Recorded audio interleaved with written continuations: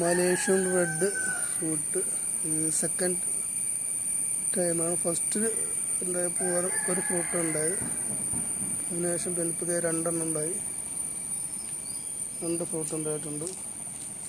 വേറെ ഒരു ഫ്രൂട്ട് ആയി വരുന്നുണ്ട്.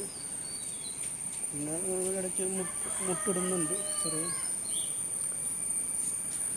മലേഷ്യൻ റെഡാണ്.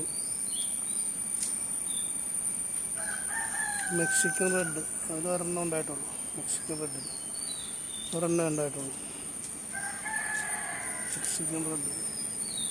മെക്സിക്കൻ റെഡും മലേഷ്യൻ റെഡും വലിയ വ്യത്യാസമില്ല. ഷേപ്പ് ഏതാണ്ട് ഒരുപോലെ ഉരുണ്ടിരിക്കുന്നു. ശ്രീലങ്കൻ റെഡാണ്. ഇത് അല്പം നീണ്ട ഫ്രൂട്ട്, അല്പം നീണ്ട, അതിനേക്കാളും കുറച്ച് നീണ്ട ഫ്രൂട്ട്. ശ്രീലങ്കൻ റെഡ് ഇതിലൊരു 3 എണ്ണം ഉണ്ടായിട്ടുണ്ട്.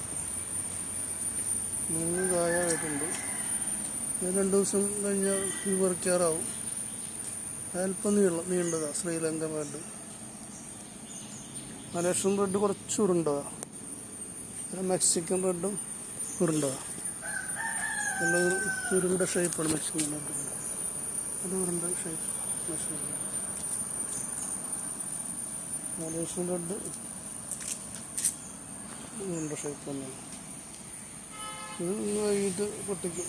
ഇത് ഇനിയിപ്പോൾ ഇരുന്ന് കഴിഞ്ഞാൽ ചിലപ്പോൾ ഉറുമ്പിൻ്റെ ശല്യം, ചിലപ്പോൾ ഉറുമ്പ് കുത്താൻ സാധ്യതയുണ്ട്. അതുകൊണ്ട് ഇന്ന് പൊട്ടിക്കും. ഇനി വേറെ 2 എണ്ണം കൂടി ആവുന്നുണ്ട്. ഇവിടെ ഒരെണ്ണമുണ്ട്, ഇവിടെ ഒരെണ്ണം പൊടിച്ചിട്ടുണ്ട് ആവുന്നുണ്ട്. അപ്പോൾ ഇന്നത് പൊട്ടിക്കും.